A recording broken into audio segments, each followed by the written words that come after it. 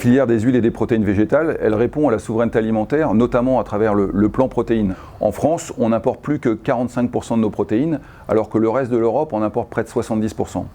Ce plan protéines, c'est l'engagement d'une production française tracée de qualité non OGM, qui répond à la fois aux enjeux de nourrir l'élevage français avec des produits tracés, mais aussi de répondre aux nouvelles demandes de l'alimentation humaine.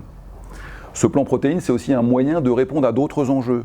L'enjeu de la transition face aux grands enjeux du climat, face aux problèmes de biodiversité, c'est aussi un moyen de répondre à toutes les questions énergétiques qui sont d'actualité. Ce plan protéines, finalement, pour notre filière, c'est un vrai challenge à relever et on veut le faire au profit des agriculteurs pour l'intérêt de notre pays.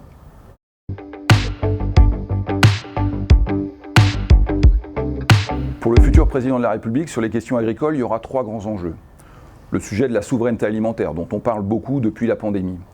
Le sujet d'un choc d'investissement, car l'agriculture, pour assurer la transition, aura besoin de moyens pour pouvoir relever les challenges de la transition.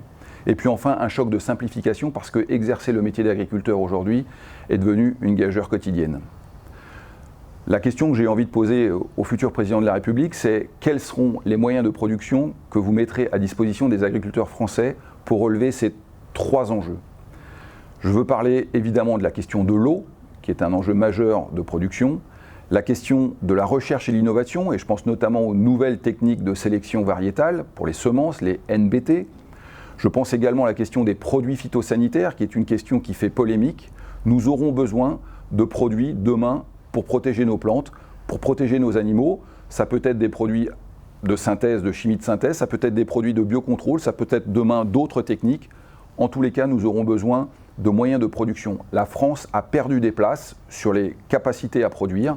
Si ensemble nous voulons relever le challenge de la souveraineté alimentaire, de la transition, de la simplification, il nous faudra ces moyens de production. Y répondrez-vous ?